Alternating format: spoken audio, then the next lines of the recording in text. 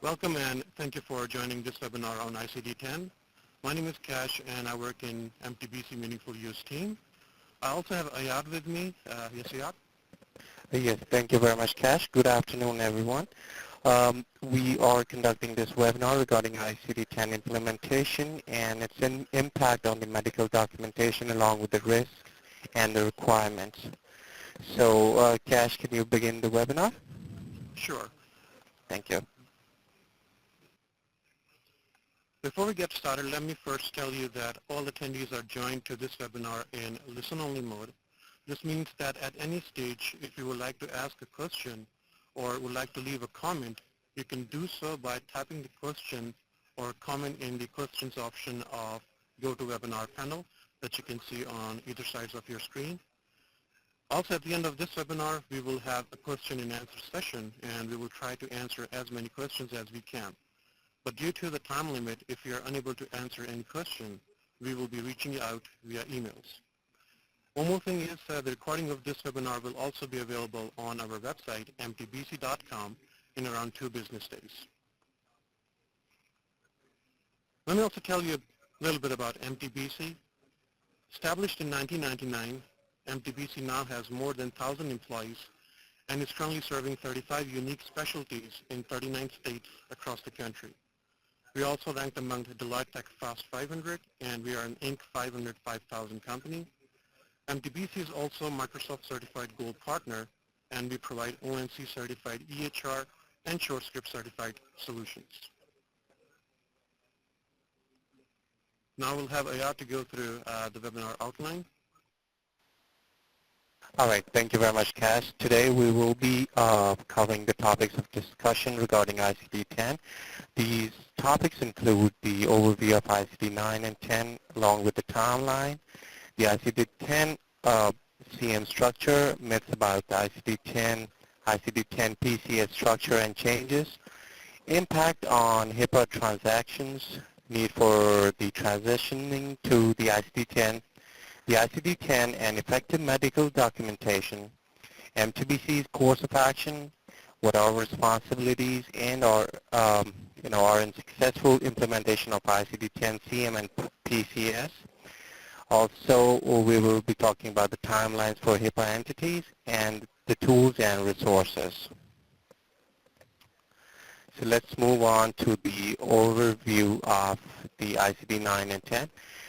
Now, the ICD-9, the 9th edition clinical modification, it actually has the diagnosis and the procedure coding system, which was developed in the U.S. and implemented back in 1979. Now, the volume 1 and 2 was used by all providers, whereas volume 3 was used only by hospitals for inpatient reporting.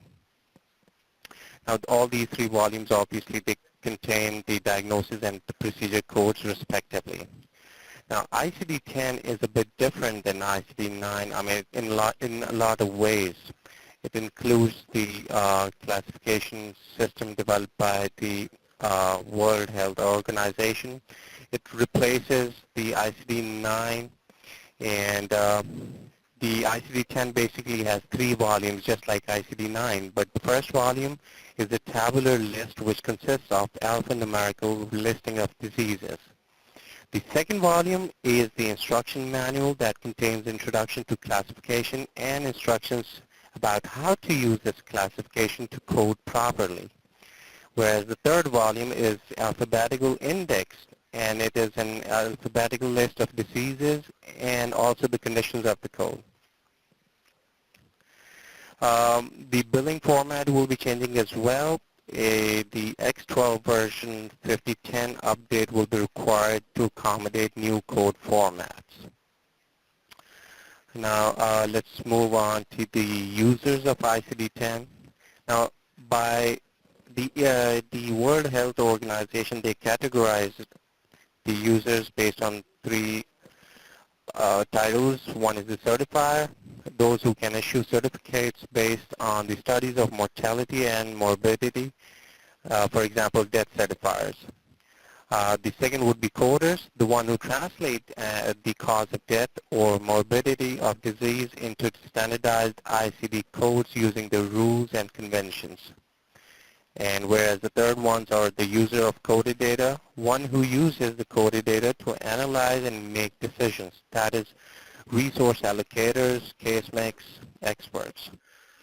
All right, now coming to this screen, the new slide, when we talk about ICD-10 transition timeline, we see that we only have a year to go. This means that October 1st, 2014 is the deadline to begin using ICD-10. So ICD-10 will be replacing ICD-9 to introduce better information and improve the quality of healthcare by providing more detailed data on the condition of the patient, how the patient acquired a condition, how the patient was treated for the condition, and why. This in turn is hoped will improve population health management and other components of healthcare. Now, you can also see that the number of codes from 14,000 will be increased to 69,000. This means that ICD-10 will be talking about in more detail about the conditions of any kind of a disease. The next slide shows the ICD-10 structure. When we talk about the ICD-10 structure, it will be different from ICD-9. It comprises of 7 characters. The first character will be an alpha value. Next 2 characters are numeric values. The last 4 characters can either be alphabets or numerical values. The structure of ICD-10 contains 7 positions instead of 5, which are in the case of ICD-9. Again, ICD-9 codes are only numeric codes, whereas ICD-10 codes are alphanumeric codes for the increased specificity of diagnosis. We'll also talk about the basic structure of ICD-10, which includes the characters 1, 2, 3 represents the category of disease.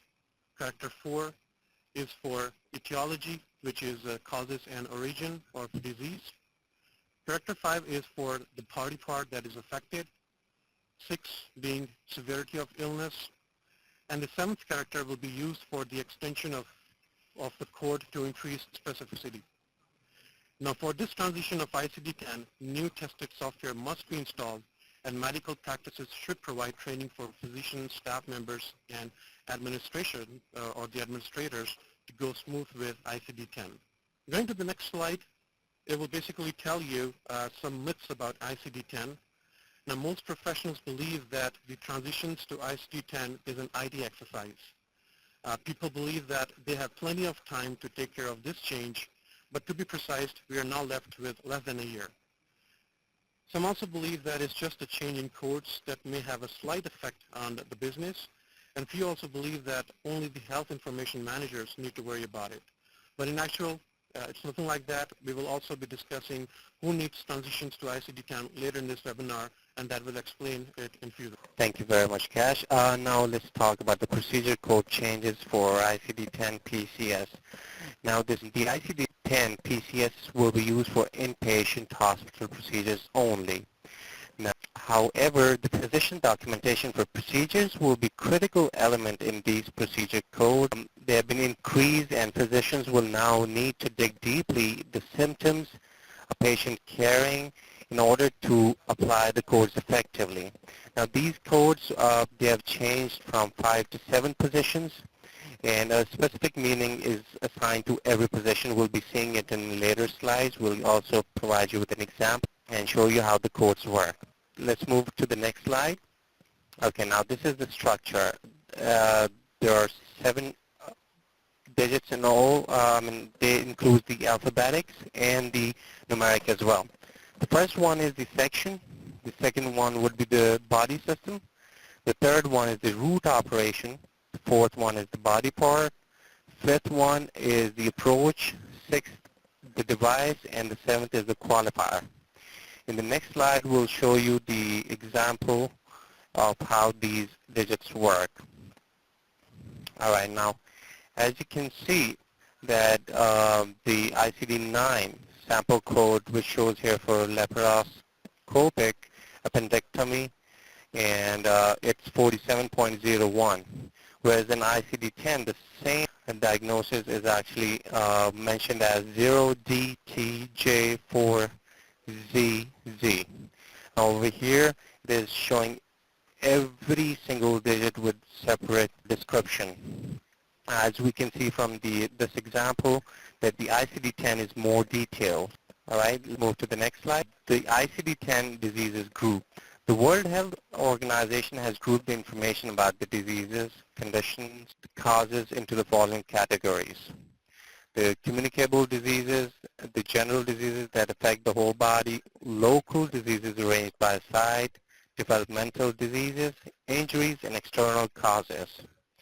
If we read the review about ICD-10 by the World Health Organization, we will see that it has been divided into 21 chapters on the basis of these categories. Let's go to the next slide. Okay, now here we will focus on who needs transitions to ICD-10. Now, everyone covered by HIPAA, that is Health Insurance Portability and Accountability Act, must use ICD-10 starting October 1st, 2014. This also includes healthcare providers and payers who do not deal with Medicare claims. Organizations that are not covered by HIPAA but use ICD-9 codes should be aware that their coding may become obsolete if they do not transition to ICD-10. We would also like to tell you that change to ICD-10 CM or PCS will not affect CPT coding as the CPTs are used for outpatient procedures. Now, we mentioned about the HIPAA-covered entities, so we will discuss about what those entities are. Now, these refers to three specific groups: health plans, healthcare clearinghouses, and healthcare providers that transmit health information electronically. So all of these covered entities would be affected by this new project, ICD-10, in order to achieve compliance. Moving on to the next slide. The ICD-10 project will have an impact on almost all the businesses. For process and system in health plans, now because now plans have to negotiate the reimbursement rates based on new coding system. For systems of provider facilities, as they have to comply with HIPAA 5010 to handle the new codes which are in a large amount, and clearinghouses and vendors as they have to establish a whole new organizational structure with new training. So it means that the changes to almost all clinical and administrative processes are required.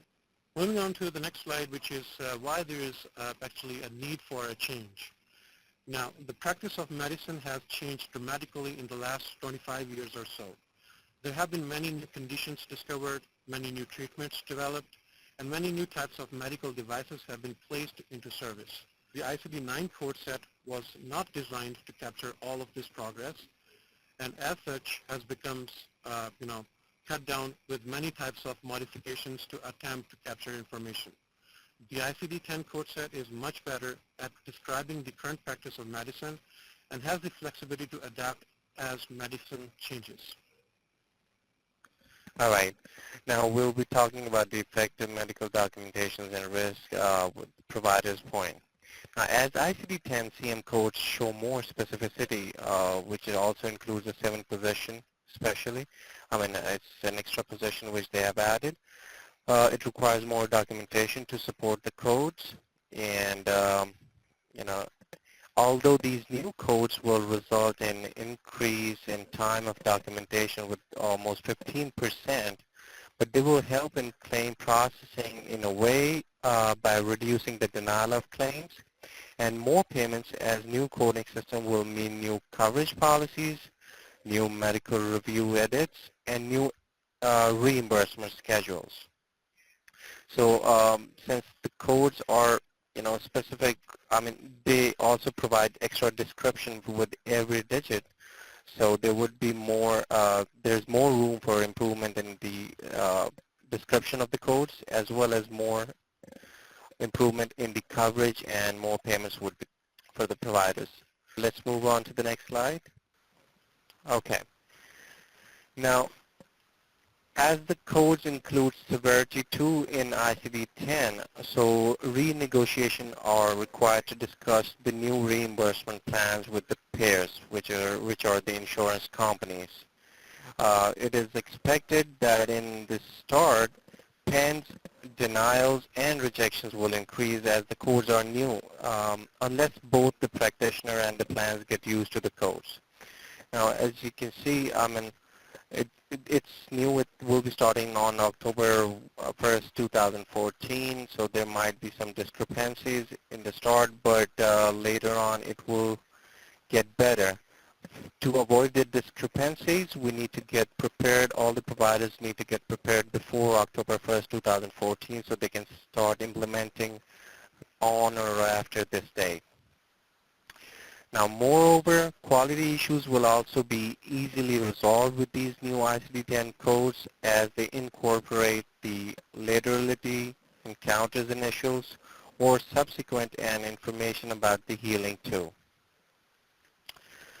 So the quality issues, they are resolved by, like it specifies whether it's left versus right, the initial encounter as well. Yeah, so it will be resolved very easily and with more description. Let's move to the next slide. All right. Now the ICD-9 with numerical digits, which are like 3 to 5 positions. The decubitus ulcer of back 707.0, which could be for bed sore or decubitus ulcer, any side, plaster ulcer, or pressure ulcer. Again, this code from ICD-9 707.0 does not specify enough what the diagnoses are for the patient. Whereas in ICD-10, the alphanumerical code, which has 3 to 7 positions, it will give you 3 options for the same diagnosis. The L89.011, it is for decubitus ulcer of right upper back limited to breakdown of skin. Similarly, it is giving more description for L89.012, which is decubitus ulcer of right upper back with fat layer exposed. And again, the L89.014, decubitus ulcer of right upper back with necrosis of bone. Now, as you can see, this example of the diagnostic pattern differentiation between the ICD-10 and the ICD-9, it's actually, the sixth character is telling us about the severity of the disease. In this case, there are 3 different codes for 3 different conditions, whereas we can see that the ICD-9 is lacking all this information. Let's move on to the next slide. All right. Now, the rules and the guidelines are, the ICD was first used as a classification system for cause of death. Now, it was used for both mortality coding, the causes of death, and morbidity coding, that is illness, injuries, and causes, since 1948.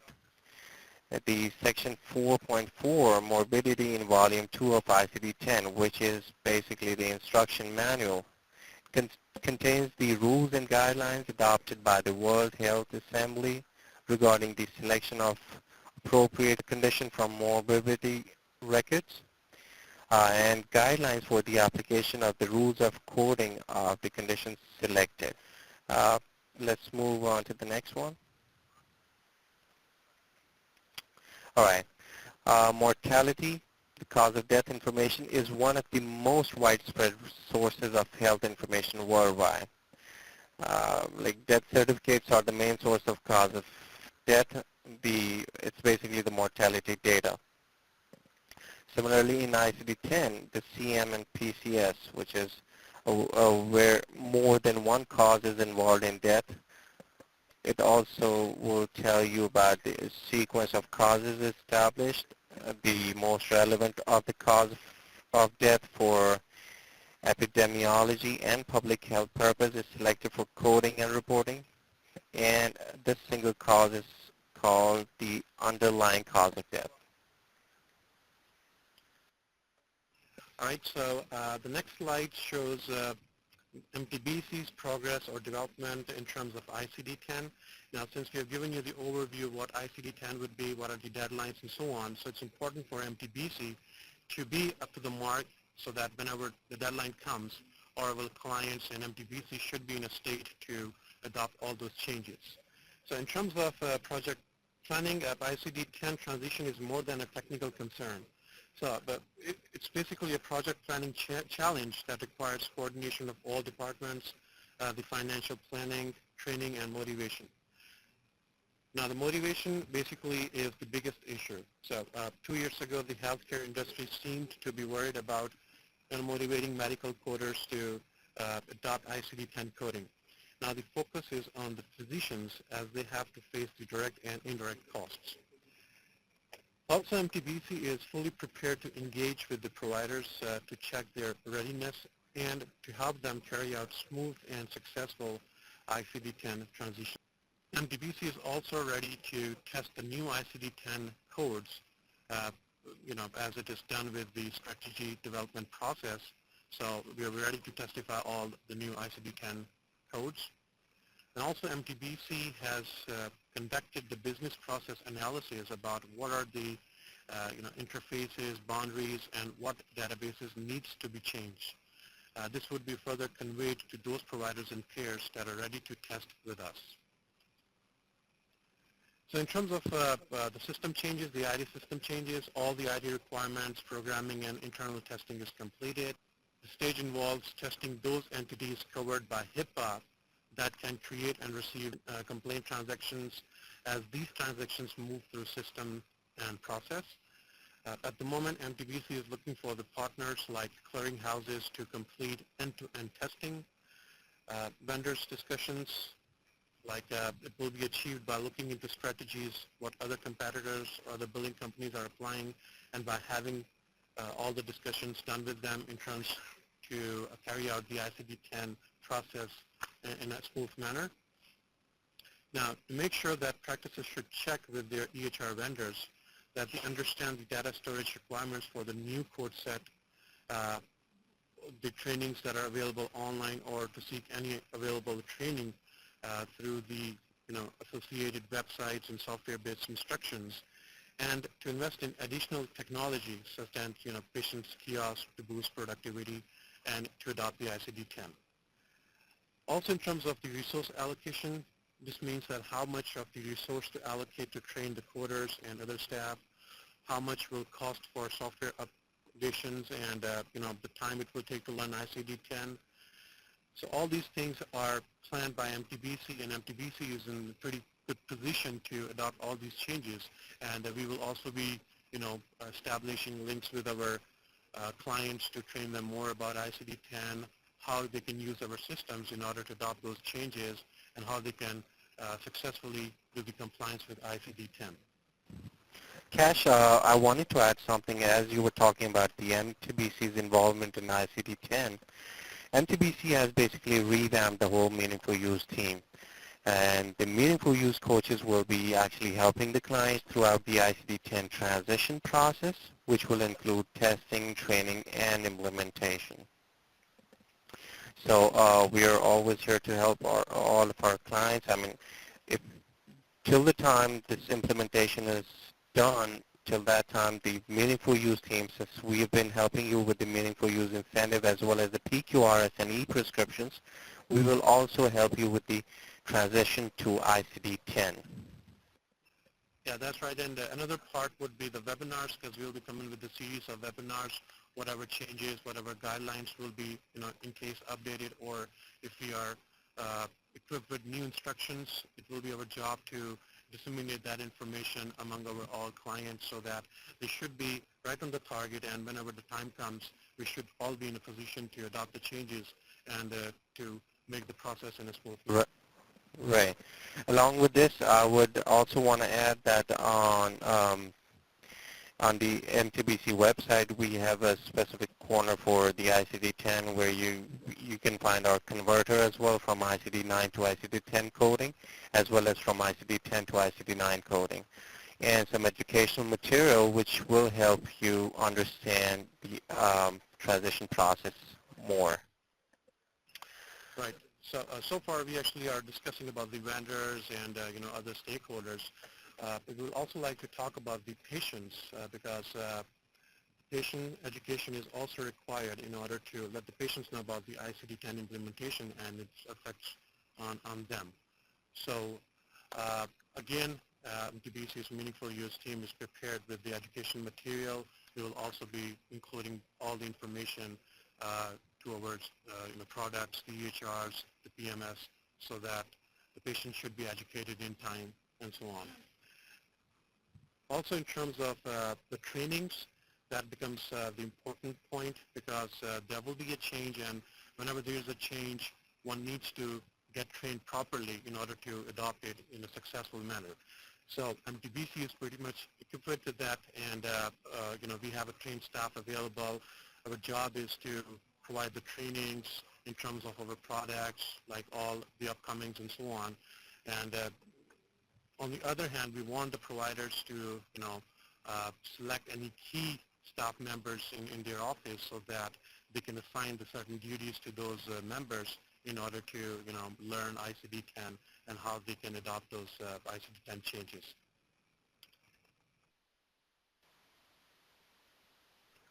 Right. Moving on to the next slide, which we were basically talking about the responsibilities that will be, for the patients, for the vendors, for the payers, and for the providers. The first thing is basically to eliminate the myths about ICD-10 and to get prepared for the change. Because there's a lot of misconception about ICD-10 that, this will be delayed, or it's more like an IT practice, or, the vendors needs to adopt those changes and so on. So in actual, as discussed, that all the classes, all the eligible providers, the vendors and peers, they all are a part of this change and all should be responsible to adopt those changes accordingly. In terms of some of the ideas that we can provide you, the first thing is you need to evaluate your current situation, and you must communicate often with vendors and with your staff, like, as soon from time to time, whenever you will be coming with new updates, whenever you will be gaining new information, new knowledge. It will be important for you to disseminate that information among your staff members as well. Plus MTBC, on the other hand, will also coordinate with all of our clients to provide this information when required. Another thing would be to get used to the technology, since there will be a massive number of codes in terms of ICD-10. So there will be, advancement in the technologies, also more towards the electronic systems, the electronic health records, and all these, integrations will take place in ICD-10. So it's important for all, those providers who still are, hesitating to use the electronic systems and so on, because in the future it will be required, and they actually have to adopt that for the ICD-10, transfer. Now, another important point that we will talk about would be the timeline for ICD-10 progress. So in order to measure the progress of the implementation of ICD-10, the timeline was given by CMS, that is the Center for Medicare and Medicaid Services. Now, it includes the testing and training for external partners that should start now. Like we were mentioning, that the training at the providers and the testing being the vendors, it should start now, so that the deadline be October of 2014. Before that, by the end of that, the vendors plus the providers should be ready to adopt the changes. Then we will talk about the required installations for ICD-10 in terms of the advancements of IT and the required hardware, whatever softwares are needed to be upgraded. MTBC is ahead of that, and we are already ready for that. We will be also coming with some pilot testings later by the end of this year and in the upcoming months, so that we should provide some idea to the providers like what ICD-10 would be all about and how they can proceed with reporting to those ICD-10.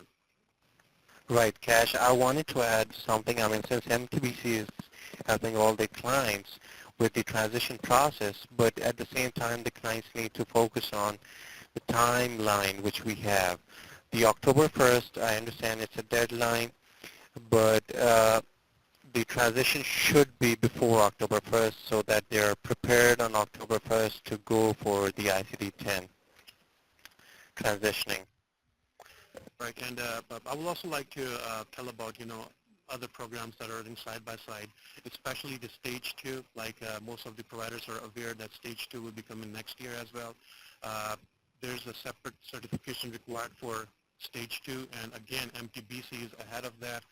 There are about 43 different points for stage 2 that requires to be certified, and MTBC are done with, more than 80%, that is more than 35 of these points MTBC is already done.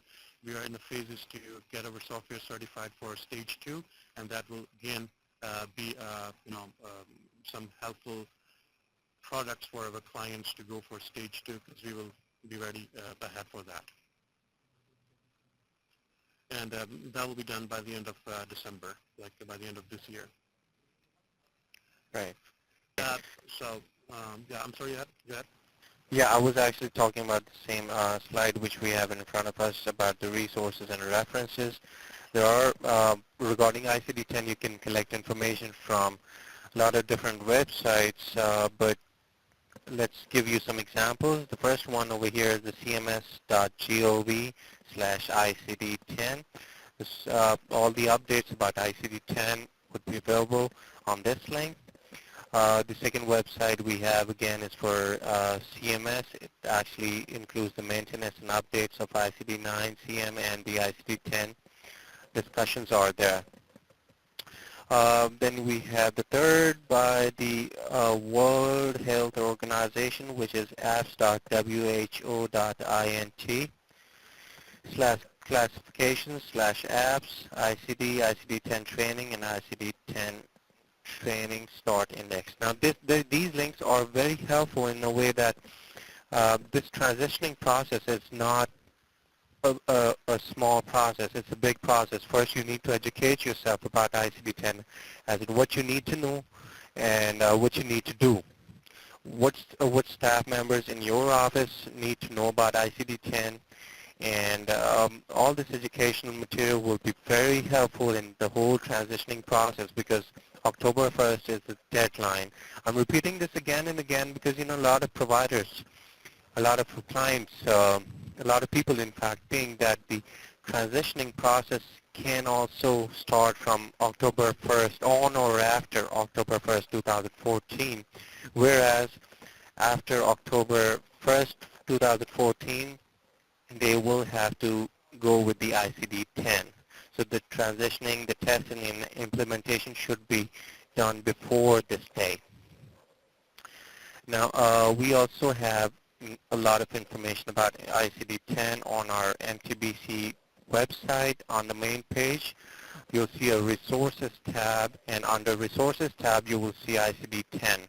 Now, on that page, you will get information, educational information about the ICD-10 along with the converter, which actually will give you an idea of how the codes from ICD-9 will convert to ICD-10. Once you put in the code and click search, it will give you examples of all the ICD-10 codes which are related to that specific ICD-9 code. So that's all the information we have over there. You can go through our website, just collect all the educational material you can from the internet, and you can always call us back as well. I mean, you can call us regarding you can contact the Meaningful Use team, since as I told you that the Meaningful Use team will be responsible for the whole transitioning process of our clients. So we will be providing you with our number, which you can see on our screens. It's 732-873-5133. Our extension is 308. You can also contact us through email, that is ICD10@mtbc.com. If you have any questions or comments about the webinar as well, you can contact us. But most importantly, I would say let's start talking about the transitioning process, since there's not much time left. What do you say, Kash? Yeah, that's true, and that's one of the main reasons why we are conducting those webinars so frequently, because we want our clients to stay ahead, and the changes that will take place in the future, they should be aware of it, and they can adopt those changes in a very smooth manner. I would also like to show you some external resources that you can go in order to know more about ICD-10. So on your screens, you can see a few of those resources that are available online. And one more thing, that in terms of this webinar, there are a lot of questions being asked right now that would a copy of this or a video would be available for this webinar, then yes. In about 2 business days, we will be uploading a video of this webinar on our website, that is mtbc.com. And you can browse over to mtbc.com/webinars.aspx to go through this webinar in the future as well. We'll take a short pause over here. We're almost done with our presentation about ICD-10. So now we will be retrieving questions because we have seen there are a lot of questions being asked. So we'll just give a little pause over here, and we'll be back to retrieve the questions. Right.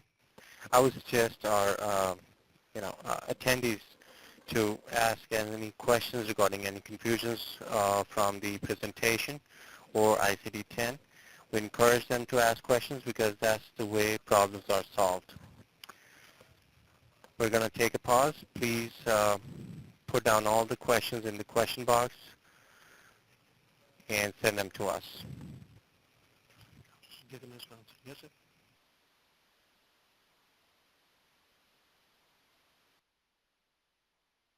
Okay, we have received a few questions. So the first question is that, is MTBC communicating with payment clearing houses that they are used to submit claims to see that they are prepared to bill for ICD-10 codes? That is right, yes. MTBC is communicating with the clearing houses in terms of ICD-10s, whatever the changes will take place. Another question is that those providers still do not want to switch to ICD-10, then what's going to happen to them? So the claims for all healthcare services and hospital inpatient procedures performed on or after October 1st. We just will remind you again that October 1st, 2014 is the deadline. So they must use ICD-10 diagnosis and inpatient procedure codes. Again, these codes do not apply to CPD coding for outpatient procedures. Now, claims that do not use ICD-10 diagnosis and inpatient procedure codes cannot be processed. So this means that everyone needs to adopt to ICD-10 in order to process their claims. Please bear with us. We will be retrieving more questions. Okay, another question is that, again, when can we start using ICD-10? So we will be coming with pilot testing so that we will inform, but in actual, the deadline is October 1st, 2014. So on or after October 1st, 2014, all the eligible providers needs to start reporting ICD-10. Right, we have another question. What do providers need to make sure the ICD-10 systems are working or not?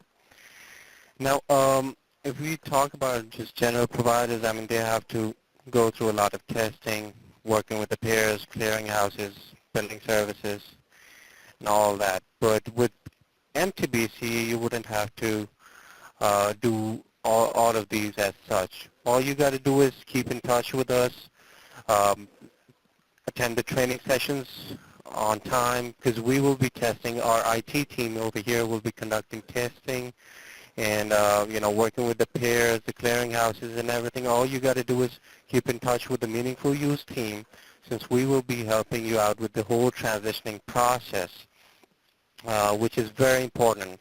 The ICD-10 seems complicated. It's not that complicated. It's just that you need to have more knowledge about it, and that how you will receive that knowledge is through the website. Our website is mtbc.com. And you can get all the information that you require for ICD-10, and also you can browse the free links which we will be sending you through this presentation. All right, and we're getting more questions. And another one is that, does ICD-10 apply to outpatient services or only inpatient services? So again, that applies for both outpatient and inpatient services. Another question is, like it's been asked, that is ICD-10 will be more easier to adopt than ICD-9. We will say that it's going to be pretty much a challenging task for everyone, because it's a new change, and this change is coming after so many years. So it's going to be a lot of codes that we have to deal with. But again, there's nothing to worry about, because MTBC is here to help the clients. We have all of our systems equipped with that, and we do have the staff which is pretty much trained on ICD-10 transition. So in that terms, we will say that it won't be that difficult, but it will be challenging, and that depends on how quickly you adopt to ICD-10. We will be coming with pilot testings. That will basically be giving you a lot of trainings and a lot of practical experience how you can report to ICD-10 in terms of their compliance. Right. We have one more question. Will the CPT codes change in ICD-10? Well, whereas the CPT codes are concerned, the ICD-10 is divided into two. One is the clinical modification, and the second one is procedure coding system. Now, the procedure coding system, it is for inpatient or inpatients only. So, over in the ICD-10 PCS, the CPT codes or procedure codes will change, but whereas the ICD-10 clinical modification is concerned, the practices and the providers are concerned, for outpatients, they can keep on using the same CPT codes or HIPAA codes. Okay, we're retrieving more questions, and another one is that, why there was necessary for the government to change from ICD-9 to ICD-10. Now, in answer to that, ICD-9 codes provides limited data about patients' medical conditions and hospital inpatient procedures. If we take a look at ICD-9, it's actually 30 years old. It has outdated and obsolete terms and is inconsistent with current medical practices. Also, the structure of ICD-9 limits the number of new codes that can be created, and many ICD-9 categories are full. So in order to overcome this issue, ICD-10 codes allows for greater specificity and details in describing a patient's diagnosis and in classifying inpatient procedures. ICD-10 will also accommodate newly developed diagnoses and procedures, innovations in technology and treatment, performance-based payment systems, and more accurate billing. So ICD-10 coding will make the billing process more streamlined and efficient, and this will also allow for more precise methods of detecting fraud. Right, the rejections will be actually, they'll become less as well after the ICD-10 implementation. That would be after October 1st, 2014, because of its specificity, because, every code is so detailed that it tells they do not need more information. The payers wouldn't require more information to contact the doctor about a certain claim. So that's why it will, reduce the fraudulent issues as well as the rejection of the claims. Okay, another question is that in terms of one of our products, Web EHR, so it's been asked that when the diagnosis code in ICD-10 are required to be generated, so how would that be done? Those who are familiar with our products, in our EHR, we do have sections. The first one is the assessments or procedures, and the second one is the claim options. So whenever you will browse over to that, it will basically, right on that screen, it will give you to convert into ICD-10. It will also show you the SNOMED code, SNOMED code, which are required for the stage 2. So all those conversions, this computer or the product will be intelligent enough to give you the guidance how it will be taken care of. And we are getting more questions. And there's this one announcement that we would like to tell all the attendees. There will be another series of this webinar will be coming up on 5th November, and that will be done by one of our senior members in MTBC, Andy. So we will be providing the details about that webinar to the clients as well. That will be in more detail. That will cover a lot of topics that we actually didn't cover in today's webinar. We are getting more questions. Kash, I also wanted to add something before we move to the next question. Since ICD-10 implementation will be on or after October 1st, 2014, which means that the billing would be electronic only. Yeah, that's right. very good point, and that's actually the correct information. Right. Now the super bill, I mean the scanning method would be obsolete at that time. That would be October 1st, 2014. And after that, the only way of billing which the MTBC would be using is through electronic billing. All right, Cash, can we, I mean, do we have more questions? Yes, we are getting more questions, and it's been asked that, why can't the providers incorporate the current most used ICD-9 codes into ICD-10? Basically, this will be done by MTBC in the testing phase. Like we will be getting all the mostly used ICD-9 for the providers, and then we will be providing them what the relevant ICD-10 codes are for those so that they can start using that. If we talk about in generic way, there will be a change in the code structure as well. So if we talk about the structure of the code, it will be changed. The description may or may not be the same, but the entire structure will be changed. So it will be important to start using ICD-10 instead of ICD-9. All right, we'll be getting more questions, so please stay with us. Right, we have one more question that is, what should providers do to prepare for the transition?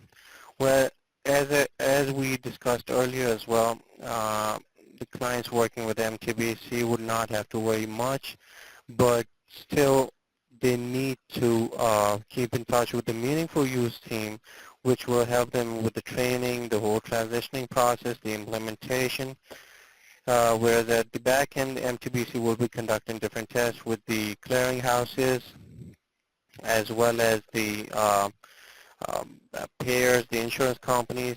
So the whole billing system will be changing in MTBC as well as we move towards the ICD-10. Now, let's move to the next question. Yes, we are getting more questions, and yeah, it's again asked that those providers still are scanning the superbills to MTBC.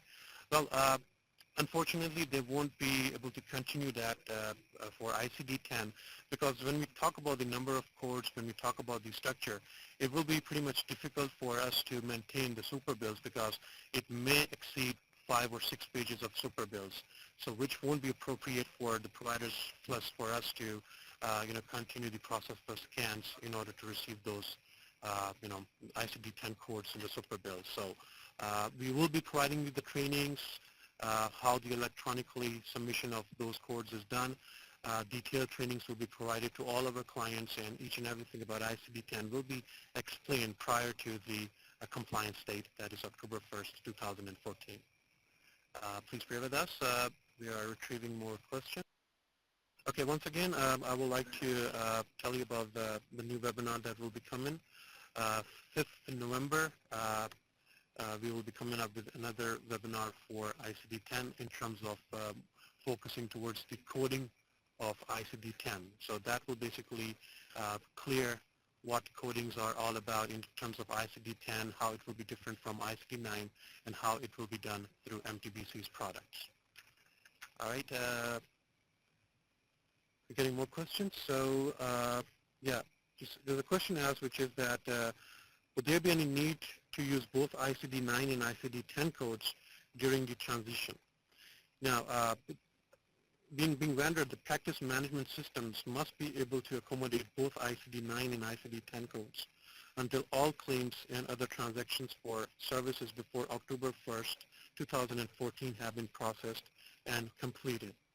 So this means that we will be given you the option to still report ICD-9 before the compliance, but we will also be going through the pilot testing for ICD-10, and we will be providing you the service to convert those ICD-9 into ICD-10, like I mentioned earlier.